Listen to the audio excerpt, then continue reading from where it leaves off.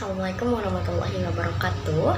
Perkenalkan, saya Jessica. Di sini saya akan menjelaskan salah satu subbab dari mata kuliah Matematika Diskret, yakni Pigeonhole Principle atau prinsip sarang burung merpati. Langsung aja.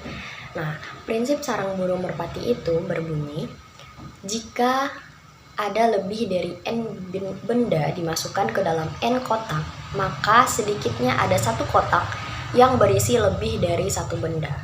Nah, secara umum bahwa jika ada lebih dari Pn benda dimasukkan ke dalam N kotak, maka sedikitnya ada satu kotak yang berisi lebih dari P benda. Nah, di sini perlu kita garis bawahi, di sini lebih dari N benda dimasukkan ke dalam N kotak. Nah, lebih dari N benda, berarti kita anggap saja N plus 1. Nah, kotaknya itu ada N kotak, maka sudah pasti ada sedikitnya satu kotak yang berisi lebih dari satu benda. Nah, di sini juga sama, lebih dari Pn benda dimasukkan ke dalam N kotak.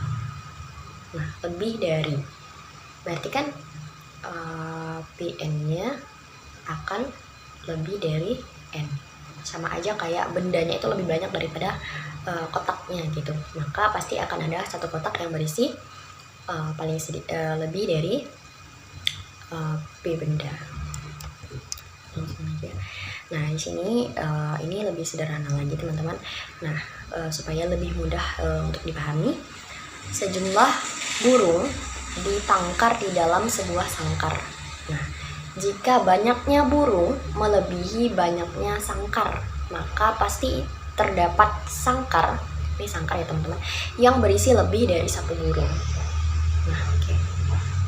Kita garis bawahi. Nah, di sini ya seperti yang kita jelaskan di awal tadi ya, di sini banyaknya burungnya itu lebih banyak daripada sangkarnya atau sarangnya, maka pastinya ada satu sangkar ya yang berisi lebih dari satu burung gitu.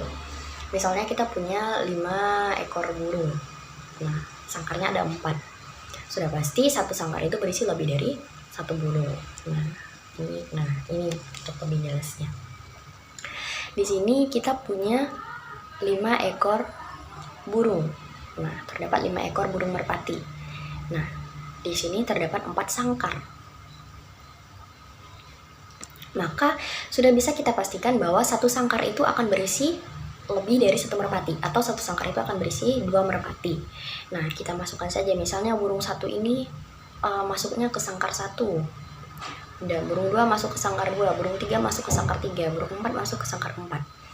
Setiap sangkar ini berisi satu burung ya, kita misalkan setiap sangkar ini berisi satu burung, maka baru 4 burung yang masuk ke dalam sangkar, sedangkan satu burungnya lagi belum masuk. Nah, otomatis ya, sehingga satu burung ini akan masuk ke dalam sangkar yang sudah diisi oleh setiap satu sangkar itu satu burung. Nah, sehingga satu sangkar itu akan berisi lebih dari satu burung gitu. Nah, ini teman-teman, satu.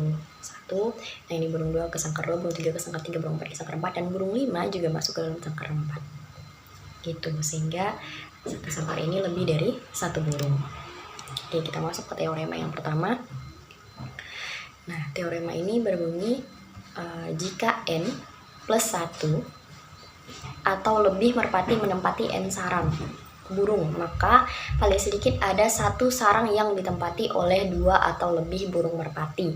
Dengan kata lain, jika terdapat N plus 1 atau lebih objek ditempatkan di dalam N buah kotak, maka paling sedikit terdapat satu kotak yang berisi 2 atau lebih objek. Nah, di sini ini N, nah ini perlu digarisbawahi ya teman-teman, N plus 1 dan M sarang burung. Nah, ini kembali ke yang awal tadi, bahwa N-nya itu, burungnya itu lebih banyak daripada sangkarnya. Nah, sederhananya seperti itu ya teman-teman. Jadi burungnya itu akan lebih banyak daripada sangkarnya. N plus 1 akan lebih banyak daripada N gitu.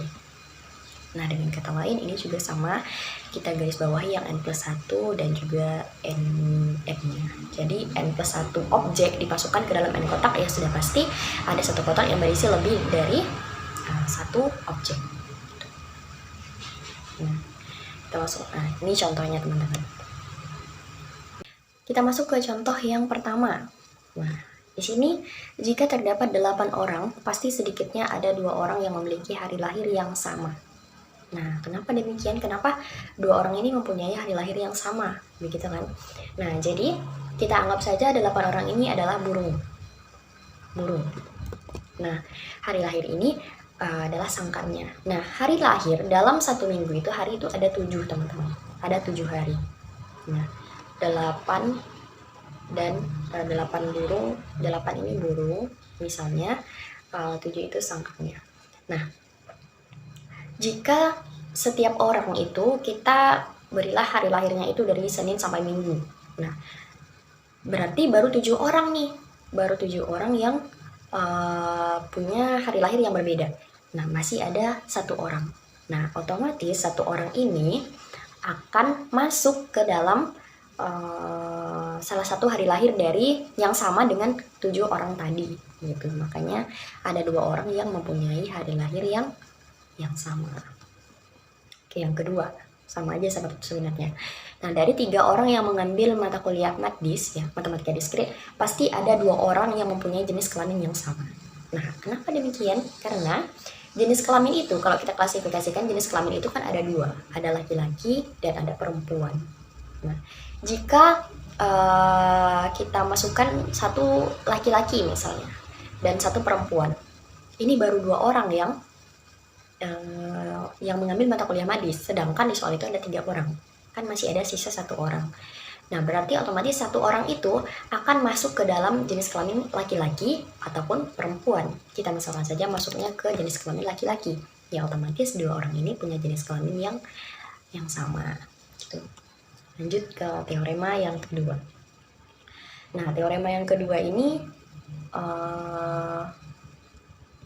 bunyinya itu, jika n objek ditempatkan di dalam m buah kotak dengan n-nya itu lebih besar daripada m-nya, maka paling sedikit ada 1 kotak berisi 2 atau lebih objek. Nah, ini perlu digaris bawahi ya teman-teman, n-nya lebih besar dari m, atau n-nya itu misalnya objeknya itu lebih banyak daripada kotaknya. Nah, burungnya lebih banyak daripada sangkarnya. Itu sederhananya seperti itu teman-teman. Nah, contohnya, misalnya terdapat 8 bola basket yang akan dimasukkan ke dalam keranjang. Jika terdapat 5 keranjang, maka terdapat sedikitnya 1 keranjang yang berisi lebih dari 1 bola. Bener kan? Nah, misalnya kita punya 5 keranjang. Nah, kalau misalnya kita masukkan setiap keranjang itu 1 bola, berarti baru ada 5 bola yang masuk dalam keranjang. Masih ada 3 bola lagi. Nah, kalau berarti sedangkan keranjangnya itu ada 5, bolanya itu ada 8. Otomatis 3 bola tersebut akan masuk ke dalam salah satu dari 5 keranjang ini. Nah, di sini kita masukkan ke dalam keranjang 1, 2, 3. Berarti ada 3 keranjang yang berisi lebih dari 1 bola. Ini akan tetap berlaku teman-teman. Lalu kalau misalnya kita masukkan bolanya ke dalam keranjang 1 semuanya, sisa bola tadi. Nah, ini juga akan tetap berlaku karena paling sedikit terdapat 1 keranjang yang berisi lebih dari 1 bola. Tuh. Lanjut. Nah, ini untuk yang teorema 3. Teorema 3 itu lebih umum lagi ya teman-teman. Jadi misalkan M-nya adalah bilangan bulat positif. Jika terdapat, ini terdapat ya teman-teman, terdapat M objek yang akan diletakkan pada N kotak. M objek dan N kotak. Maka paling sedikit terdapat 1 kotak yang berisi minimal, nah ini adalah fungsi seling teman-teman, fungsi langit-langit. Jadi fungsi seling itu adalah pembulatannya itu ke atas. Jadi ada yang namanya fungsi seling dan juga ada yang namanya fungsi floor. Kalau fungsi floor itu dia itu pembulatannya itu ke bawah. Nah, ini adalah fungsi seling. Fungsi seling itu bilangan bulat terkecil yang hasilnya itu lebih dari hasil M per M dibagi N ini. Nah, misalnya kita punya, nanti akan kita penjelas di contohnya ya teman-teman. Nah, ini perlu kita garis bawahi. Oke, misalnya kita punya 5 per 4 misalnya. Nah, 5 per 4 itu kan 1, sekian-sekian. Nah, bilangan bulat terkecil yang hasilnya lebih dari 5 per 4 itu adalah 2.